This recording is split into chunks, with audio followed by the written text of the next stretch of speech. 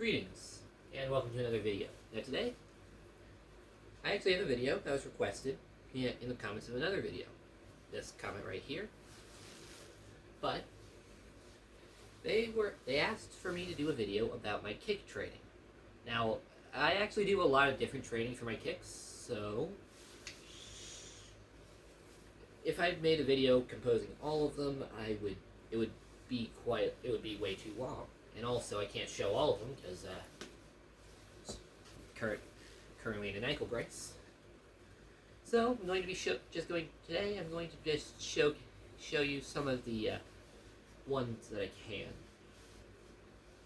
These are more or less more karate taekwondo stuff, and there's no impact in any of this. So without further ado, let's get into this.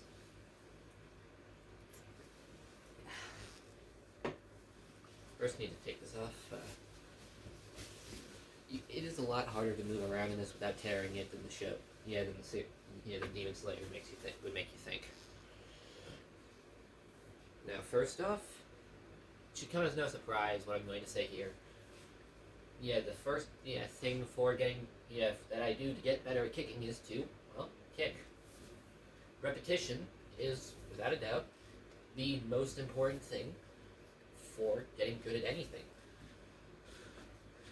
I remember there was a member of the Gracie family who outright once said what kind of endurance training he does, because he was known for being able to roll for hours on end. So people figured he must have some amazing method of being able to get his body to the point of being able to do that. And he just responded with, "I do more jujitsu." Repetition has no equal. Want to get good at kicks? You gotta kick. Want to get good at punching? You gotta punch. Want to get good at anything? You have to do that thing. Repetition is without a doubt the most important part of getting good at kicking. And I'm kicking almost constantly throughout the day because I get bored easily. So gotta use repetition of kicks in your training. And when I just start training my kicks specifically, I do each kick for hundreds of repetitions on both legs for each kick that I do. Okay. Now, the next exercise is slow and controlled repetitions of kicks. Think of it like a quasi-isometric movement. Now, if you're new to this, you can hold on to something, for balance, but I don't really need to. What you do is you slowly pull up into the position to kick, slowly extend, slowly bring back, slowly put it down, and then you repeat.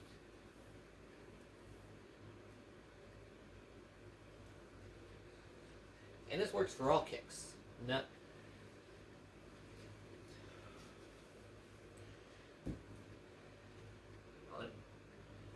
But this increases the speed, power, all of that for your kicks. Although it only affects that one kick specific that you're training, which is why it's recommended to do this method for all of your kicks if you want to improve them specifically. And once you get to the point of not doing it while holding on to something, this is great training for your balance as well, because you have to do it while standing on one leg. And you can also use it to isolate certain parts of the kick that you're weak against. Like if it's the lifting part, train that. You can isolate that. If it's the extension, you can just repeatedly do it with the part of extension. Which leads us into our next method. You can hold on to something for this. But to do this one, get your leg into the position to kick and just snap it out. In as many repetitions as you want, or for time. This increases the speed of your kick better than almost anything. And as an added benefit, and as an added thing you can do, you can use your back leg to move forward while you're doing the kicks. I'd show you, but again, ankle brace. So, where was I? Yeah. So that is, one thing. Now after that, this is one more for controlling leg endurance, but extend your leg. Now what you're going to do is you want to just raise your leg. Keep it in the air and just raise it. That is the beginner variant. Once you get advanced, you can do figure eights, or even try to spell your name. I'm gonna try that.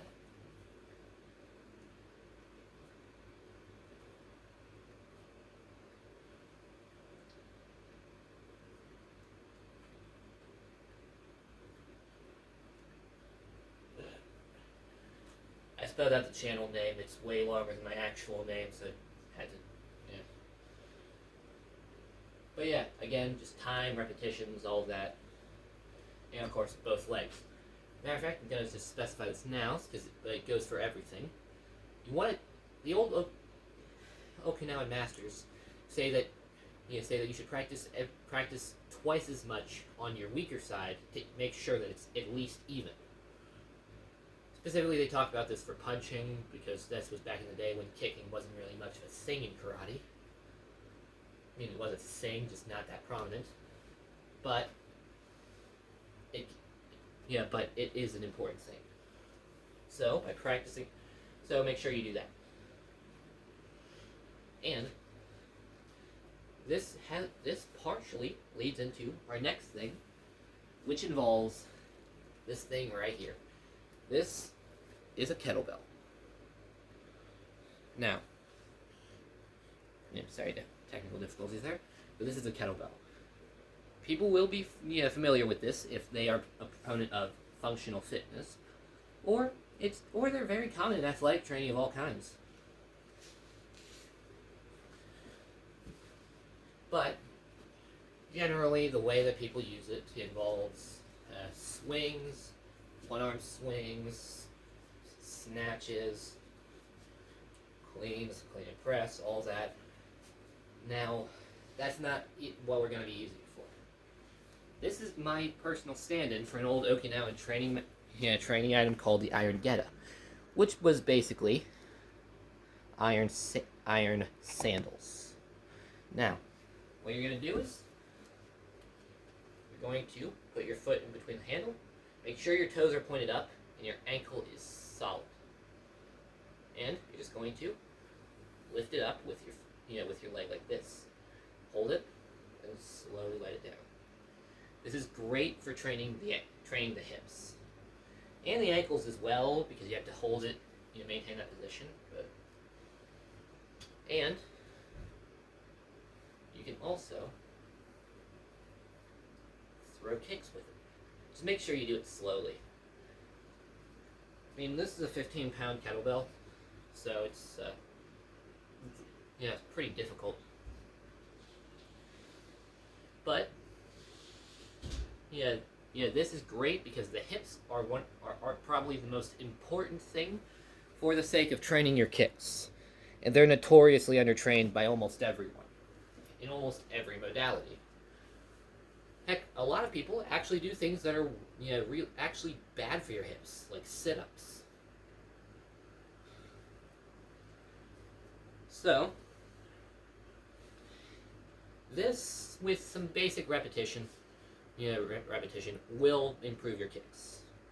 And, because this one is a more muscularly taxing one, you actually don't have to do it for do that much of it.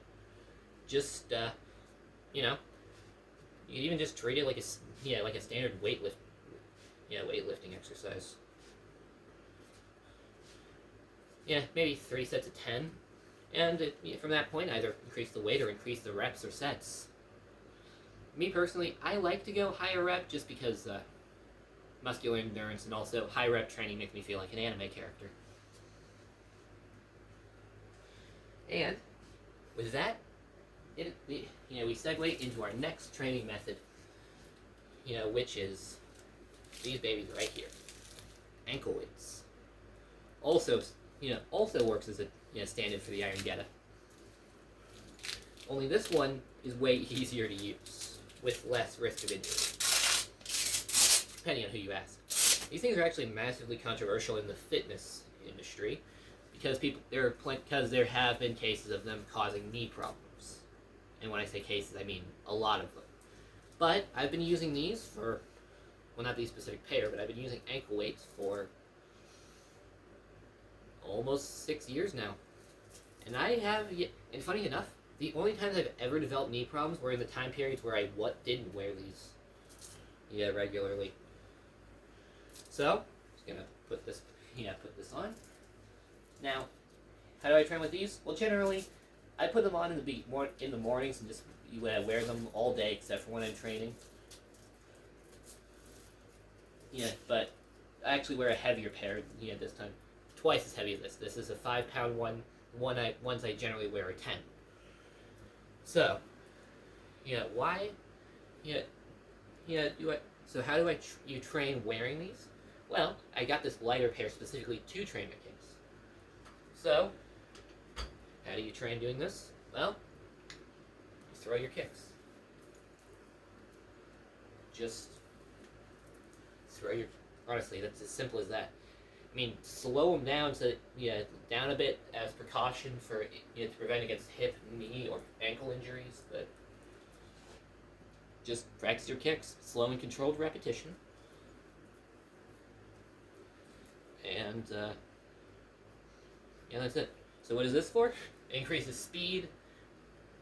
You could argue it does good for the power of your kick. I honestly never really thought of it much for that, but it does improve your muscular endurance and the endurance for the sake of kicking.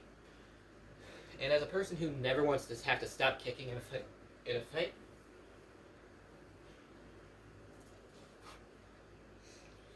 that's good for me. Now,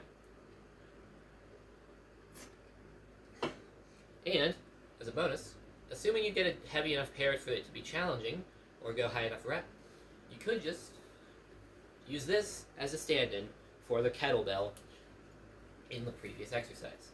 It won't do anything for training your ankle stability, but you could argue that it's better because less risk of injuring the ankles. And of course, it does the slow and controlled rep for the extension of the kick as well. Now, funny enough, in this book right here is the prevailing talk of Hojo Undo, which is traditional strength training for karate, and they specifically talk about using ankle weights as the stand-in for the Iron Geta. And they said the only way that they aren't as good in comparison is that there's no training for the strength of the toes, which you get with the Iron Geta because you have to use your toes to keep them on, because they're sandals, and you're kicking with them, so you got to grip the thing with your toes. So, adding some stuff for that, and honestly, it does help. But, yeah, other than that, this works perfectly.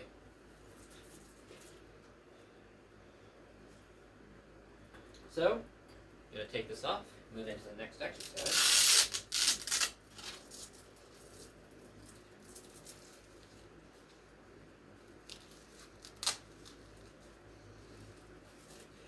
Now, next exercise is like this.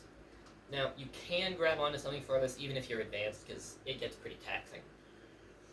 Now, what you're going to do is you're going to raise your leg up, and what you're going to do is you're going to throw the same kick, in this case the roundhouse kick, 3 times. 1 low, one to the torso, and 1 high. Then you're going to throw high, middle, low. And you're going to repeat that for as many repetitions or for the time allotted.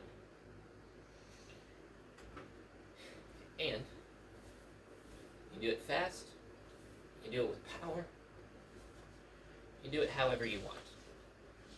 Overall, this is great for training massive repetitions of this technique. If I had to compare it to another style for the sake of understanding, I'd say it's like the speed bag.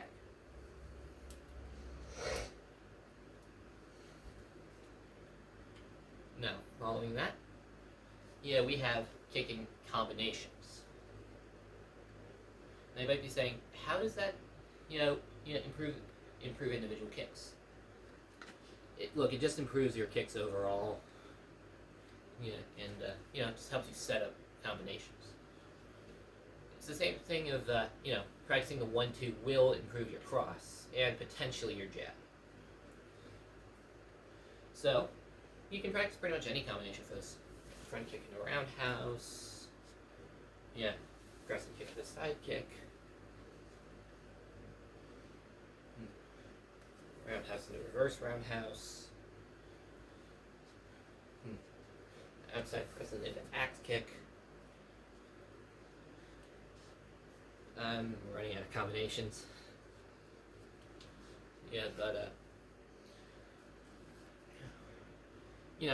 Practice these for more repetitions, time. It'll improve your overall kicking and your endurance as well if you do it fast. And now, for the final exercise I have for you today, we have what I refer to as double kicking, because I don't know what its actual name is. So, again, your stance. In this case, I'm using the front stance, because I'm going to be using the front kick for this demonstration because it's easy. So what you're going to do is, off the back leg, throw your kick, and then the second you plant, you plant that foot in the front, foot in the front, you throw a second kick. And you get back into the original stance, and you do the same thing. This is for speed. This will increase the speed of your kicks tremendously. It helped me pick up my speed. It also helps with practicing weight distribution, balance, and just general body awareness too. Because you got to be able to suddenly shift the weight all off. Because generally, when you're in a front stance, your weight's is roughly 70-30 onto the front leg. And then when you pick it up, it's 100% extend, and your kick, and then you plant your foot, but you have to keep your weight on the back leg, or suddenly shift to the back leg to throw that front kick.